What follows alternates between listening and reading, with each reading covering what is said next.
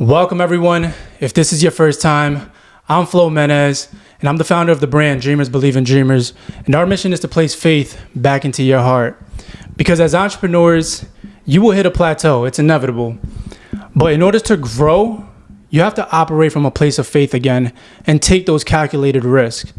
And so I say that to say this. I'm happy to be here with Maria Lauren, who's been doing that throughout her entire entrepreneurship journey. How are you? Good. How are you? Thank you so much for having me. I really do appreciate you taking your time to really do this and bring value to the audience. So I do have my questions ready for you, so we can just stay on track. But for those who don't know Maria Lauren, I would love to, for you to share a little bit about what you do, because I know you do a lot of things, and we're gonna get more deeper into it. But just a broad of what you do. So I'm a realtor and interior designer. I specialize in helping buyers see potential in homes and helping them create their dream homes and helping sellers make changes to their homes to sell them for more money. That's basically what I do. That's like the main thing, right? Yes. So what inspired you to pursue your career in real estate, and how did interior design become such a passion along the way? Okay. Or vice versa? So I started in high school. I had an amazing art teacher, and he encouraged us to look for careers in art. I looked up interior design. We went to New York School of Interior Design and did a tour. Absolutely fell in love with it, opened my mind to so many things I didn't even know existed. And then I began working for one of the biggest names in interior design as an intern, and then worked my way up to junior designer, and then had a career in interior design for about 15 years. And then I decided to get my real estate license and, kind of mix both worlds. Is there one that you love more than the other? I find them both really great. I feel like you can get like kind of a high from closing a deal. And I love that. And it's very addictive. But then there's also a high for me when I'm going into a room that I designed everything, and seeing the finished product is just like so gratifying. That's also very addictive. Like, I love it. Yeah, because it's something about starting with like a blank canvas and making it to what your idea is, right? Yeah. And that definitely, I definitely can relate to that, especially doing a lot of work with like businesses and videography work. So that's great. Can you share a defining moment in your career where you knew you were on the right path? So a few months ago, I had an open house, and they have a small child, and they had like nanny cams around, and they were at the mother-in-law's house, and they were just like peeking in on the nanny cam to see like who was coming into the open house. And the mother-in-law actually heard me talking to the people that were coming in, and she was like, I was so impressed with her. Like, I want her to sell my house. Like, I loved it. And for me, I was like, wow, I'm on the right path. I'm doing the right thing, because I didn't know someone's watching me. I didn't know someone was listening to me talk to other people. And it just was like, confirmation that I'm doing the right thing. That's amazing. There's always these little confirmations that you're gonna get along the way, and you gotta always keep that close to your heart, because there's a lot of things out there that are trying to define you in a way that to tell you that you're not that, right? And these confirmations is what's important. I feel like real estate is a tough mental game. It's really, really tough, and to stay positive and stay like, okay, I'm doing the right thing, I'm good. It can be hard, but it's a practice. It's a daily practice. It's funny. I was, where was I? I was at the bank the other day. The banker was telling me, he's like, what's the hardest thing about what you do? And for the first time, I was just looking at him. I was just thinking, and I got stuck, because I don't like to focus on things that are negative. I don't want to consider things hard. Okay. Because there's always going to be a hard. It's a challenge, and I prefer saying it's a challenge, because of, if I say something is a challenge, well, it's what I asked for, right? Which was growth. How does your passion for interior design influence the way you connect with clients in real estate? So I feel like it's pretty unique. I don't think there's many. There's probably other realtors that are also interior designers, but for me, the wheels are always spinning. Like, I'm walking into a house and I'm thinking immediately, I know this person's style, I know how they live their life, like, this is the changes that I would make. And if people are open to it, some people don't want my opinion. They want to do their own thing and they don't care. But a lot of people do take my advice, so it's from the jump. What emotions do you feel when you help someone with their when you help someone find their dream home? Oh, it's a really good feeling. It's better than the check. Like, some people say, oh, you only care about the check. Realtors only care about the money. Like, no, you've been with this person. It's a journey. They've been looking for sometimes a month, sometimes a year. And then, like, when they finally get their house, there's no greater feeling. And then there's like a little sadness because, like, oh, we don't get to hang out all the time. But you have to keep that in mind that you're here to serve people, right? Mm-hmm. Because it's easy to just follow the money, and you can get easily discouraged if that's all you do. But you can reach people who you thought you never would reach if you're willing to just serve, right? And your heart has to be in that first before anything. And yeah, I want to see everyone be a homeowner. I want to see everyone have the most beautiful home ever. Like, when you see other people happy, it just brings you so much more happiness. And I think that's why, we haven't known each other for a very long time, but I see you as someone who's just relentless, and I would consider successful because you are doing, thank you, what you love. You're very passionate about real estate. I see it in your energy. You walk and talk interior design, and then you're also making connections with new people every single day. And I respect it. Thank you. I think that we have like similar like energies, and we connected like right off the bat. Like, just working on the self-development side of it. And I feel like if you want to be successful in any lane of business, work on yourself first. So I really feel like that's why we connect, because I love that. That's addictive for me too. And you'll attract those people who are into that space. Yeah. That are all about personal development, and that's why the alignment even happened here. That's how we really ended up, on a podcast together. We've done the Latino mix event. Yeah. And then there's another one coming up, right? We'll get into that in a little bit, but you do have your networking event. Was there a specific moment that led you to create your networking event business for entrepreneurs? Like, what really drove that decision? I feel like I've been thinking about it for a while, and then you just like have a moment, or sometimes I do, where I'm like, why am I even like thinking about this anymore? Like, what are the steps that I need to take to just do it?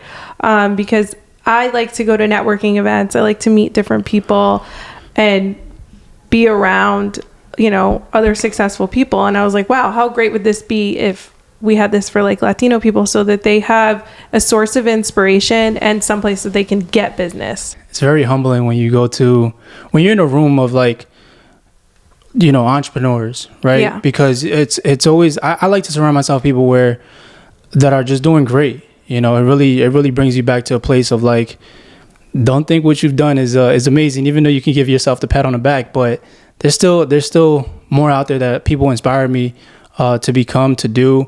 And that's why I love even connecting with people like you, who are always putting themselves out there, creating the events for it to happen. So it's amazing. Yeah, I just never want to be the most successful person in the room, whether that's my friend group or just networking opportunity. Like, I always want to find people that are super successful and then learn from them. Like, what did they do? But then I also enjoy like mentoring someone else, like that might be on the same journey as me, and be like, hey, it doesn't have to be hard. Let me show you what I did. Yeah.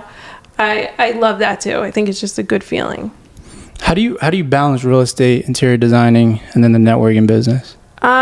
It's a juggle, but they all kind of work together in a way, because the networking event, working on that, meeting different people, brings you other opportunities for real estate, and for design. I've already gotten like a few leads from it, actually. Just from working on my own event, I've gotten like 3 or 4 leads. That's See, that's the power of it, right? Yeah. And you have to stay in motion when you're a business owner. When you say you want to grow, it's important to not just sit around and think that these opportunities are going to come to you. You really have to put yourself out there and get creative with your approach in order to get, the leads, the relationships, and expand. Yeah, I feel like when I was working in interior design, I was working for other people, big names, and then I would go out and try to do my own thing. The hardest part is getting the clients. It's not the talent. It's not can you do the job. It's getting the clients. And what I struggled with was like, where do I find these people? Where do I find people that can spend the money?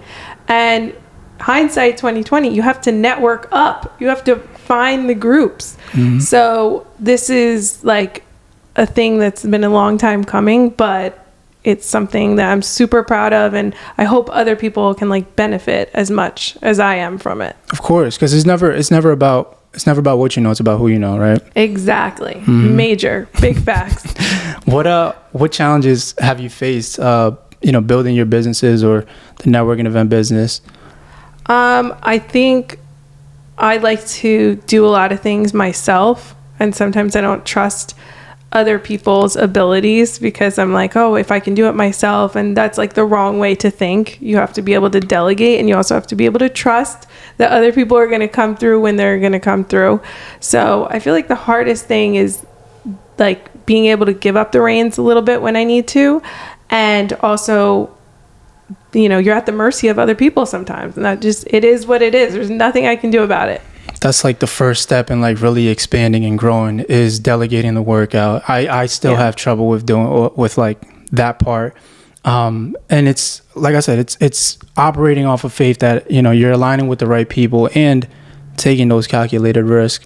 But at the end of the day, it's like, who you are, and whichever way that it goes, if you consider yourself a person of integrity, you're going to do what's right at the end of the day anyway. Yeah. And I have to constantly remind myself that when I do take these risks of like delegating work out, but that's really much like how I operate. But yeah, no, I could get better at it, but it's a process. I think I am getting a little bit better at it. Like, just trust that it's going to be okay. If you've done all of the right things leading up to it, the handoff is going to be okay. Mm-hmm. I believe that. Can you describe a project, whether in real estate or design, that left a deep emotional impact on you? Yeah. So the deepest emotional impact wasn't actually for a client per se. It was before my mom passed away, before she got really sick and she could walk around.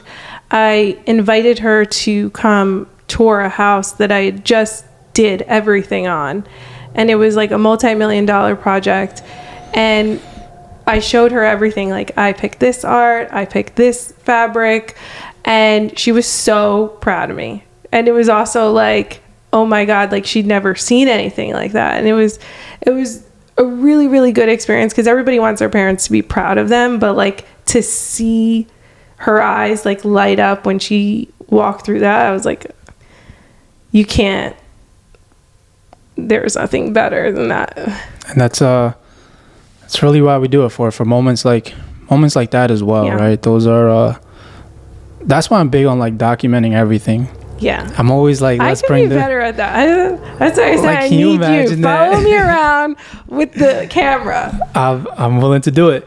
But she also was like, I want this for you. I want you to live in a house like this. I want you to be able to like spend $30,000 on window treatments. I want that for you. So that's also like in the back of my head, like motivation, like that is going to be me one day. That is going to be my own home, That will be. How do you connect with entrepreneurs at your networking events, and what do you hope they take away from the experience?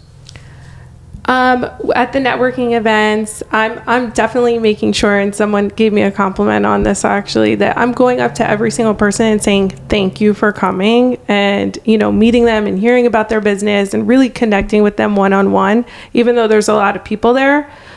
Because it does mean a lot to me that they bought a ticket or that they don't know me and that they took time out of their day to come support this and be a part of this group. So that's why I try to make sure that I connect with everyone personally.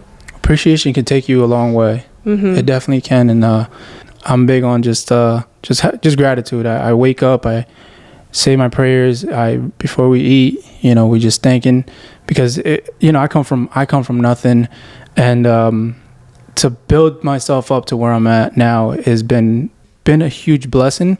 In whatever moment, I don't think I'm ever in the wrong, where I'm not supposed to be. And I think that in moments that I am supposed to be, I would look at it as, whether it's a relationship, even getting a chance to just do the simplest thing. I thank the universe, thank God that, I'm here for this. And I look at everything as like an opportunity. And that's why I'm so optimistic. I'm so delusional sometimes. I love it. I love a good delulu. Like, I don't want to be regular. I want to be completely delusional. Like, look at me like I'm insane. I love that. Live for it.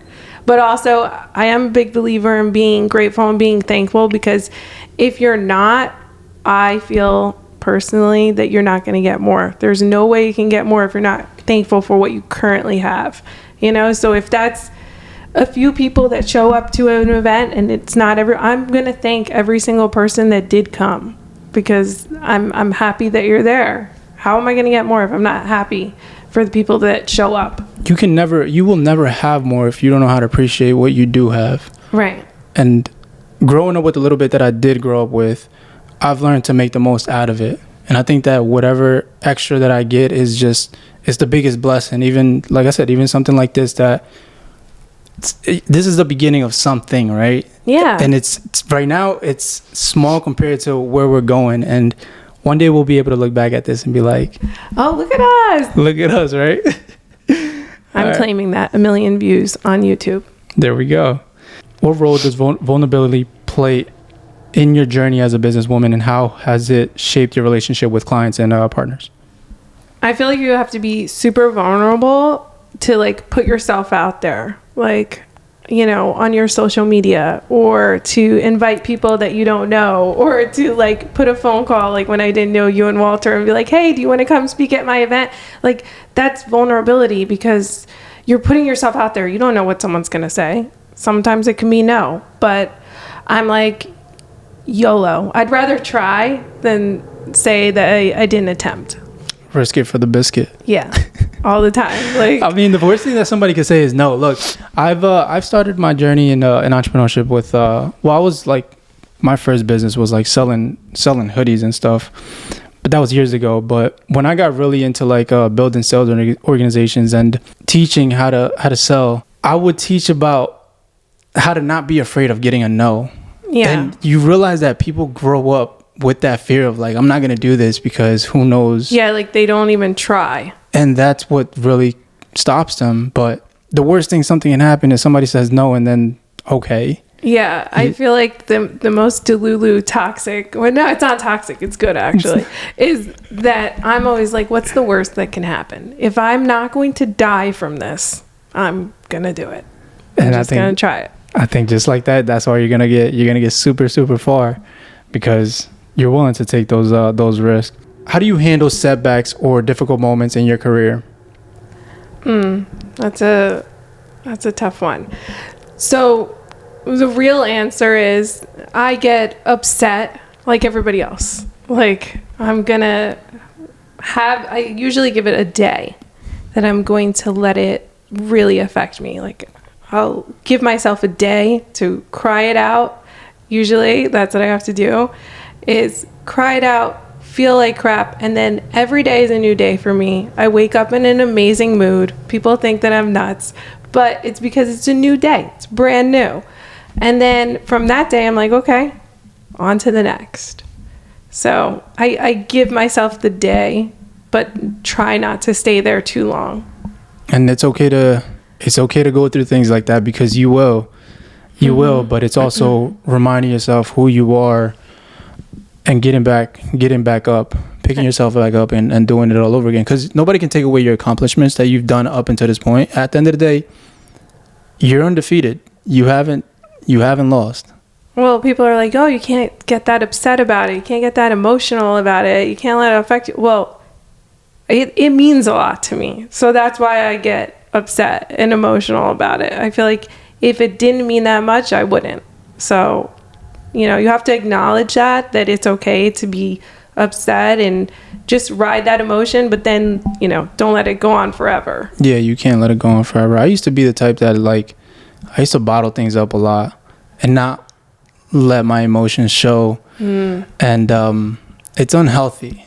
Yes. See? It's unhealthy. It's good. It's unhealthy. You just got to let it out sometimes. Let it out. And that's nothing wrong with that. What personal values guides you when designing a space or guiding a client through a home buying process? So a lot of times, you know, ethics come into play. So I have to really think about, is this the best situation for this buyer or for this seller? Is this a really good move for them? What can I advise them on that's going to be like true and not just like for my own personal benefit and gain? Because everybody wants to close a deal, everybody wants to make the sale and make the commission, but at the end of the day, does it make sense for that buyer or for that seller? Interior design wise, you know, a lot of times people come in with ideas that don't fit their lifestyle. So I'm like, listen, you gotta like play the balance. What's your lifestyle and what's the look that you want? And then, you know, work those two together. And I feel like when you're truthful with people and you're upfront and you're like, listen, I don't think that's a good fabric for you. You have 3 dogs and 2 kids, you know, it's not good, but we can achieve that look another way, actually. Then, you know, you gain respect from people and they value that. And the same thing with, you know, real estate, where I'm like, listen, I love that house too, but I don't think that that's a good move for you to overbid $50,000 when you're at your max. You know, it also keeps you sane, knowing that you're looking out for the person, right? Yeah, it's like just a healthy conscience for you as well, not just doing it for like the check. I'm the person, I wouldn't be able to sleep at night if I was like thinking about how someone made a decision that I know I could have like tipped them off to, or if I, you know, just like walk them off the ledge a little on something. I would be thinking about it all night. So I feel that. I need to go to bed with a clean conscience. I feel that. How does success look like for you on a deeper personal level, beyond business and numbers? I think about that a lot, like what is success, and it's kind of all subjective. So success for me has always been closely linked to freedom. So freedom and money kind of go together. You know, you just need more money to have more freedom. But money is not my driving cause or material things. It's just having like the best quality of life and having the best energy and being able to experience just good experiences with like good vibes. Like as long as I don't have things to worry about, then I'm more happy. So I love worry less, be happy more. I love that.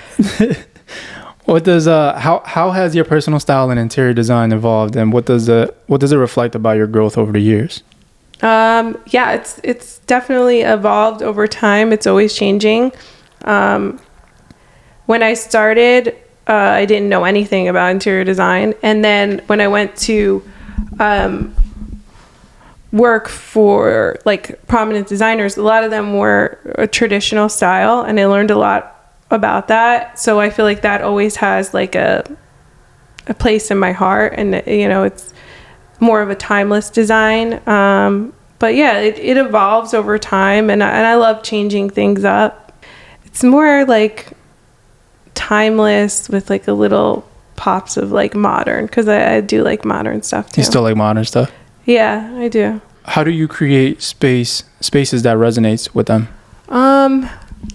Interior design is like one of the most intimate things, I think. And it's actually one of the reasons why people, I think, don't hire an interior designer, is because they're afraid of that intimacy. You got to know about their budget. You have to know how they live. You have to know like so many things. Like, you know, you might be in someone's closet dealing with their lingerie. Like, you know, it's a very close process. So I don't know. Why was I saying that? What was the original? The question was, what kind of connection? What kind of connection do you form with your clients? A deep connection. You end up being like very close after it because you just figure out all the things, and it's like playing a dating game almost with like a new client because you're trying to find out all the things about them, and you ask them a million questions. You know, do you like this color? Do you like that? Do you like soft things? Do you like more hard seat? You know, like you find so many things out about them over the course of the time you ask a million questions. It's like you kind of have to put yourself in their shoes to the like as close as you can. Yeah, you've got to get to know them really, really good. What do you hope people feel when they attend your networking events, and what emotions do you want to inspire them with? I hope that they feel inspired, number one. Number two, I hope that they feel like they can do it. And that's the whole purpose, is that you see other people that are successful, that have a similar background as you, that look like you, that might speak a language that you do, and you see what's possible. And like the doors of possibility open more when you can think to yourself, like, yeah, I could do that too. Where do you see yourself in 5 years? Oh, wow. 5 years. I see myself having a steady stream of clients that are my ideal clients. So people that want to work on the interior of their home and kind of have a relationship where it goes from buying and selling to also designing, and just have that steady stream of clients that appreciate what I do and are looking for someone that does what I do. And just more freedom, just to just be creative and do whatever I want. And I hope the Latino mix is bigger and in a whole bunch of different states and cities and bigger events, wellness workshops. I mean, I got a lot going on in my head. Wellness workshops. Yeah, for business. I like that. Yeah. I like that. That's what I would like to do. Well, that's the 5-year plan for Maria Lauren. We'll check back in 5 years and just get an update for you guys. And thank you so much for being a part of the Dreamers Believe in Dreamers podcast. It was an honor to have you, and I can't wait to see the growth of everything that you do. Where can people find you? You can find me at Buy and Sell with ML on Instagram and YouTube, I think, as well. And then follow the Latino Mix. And if you're interested in attending, our next event is September 26th at the Tall Oaks Brewery, and you can buy your tickets on Eventbrite. Will this be on before then or no? Yes, it'll be on. So go grab your tickets. We'll see you guys there. You'll also be able to do a lot of great networking. You can come meet me as well, and a lot of great other entrepreneurs who are doing some great things here in New Jersey. Thank you for what you're doing. Keep doing what you're doing. Thank you. And like I said, I'm excited to see your growth moving forward. Me too. Like, comment, subscribe, all that good stuff. And see you guys on the next one.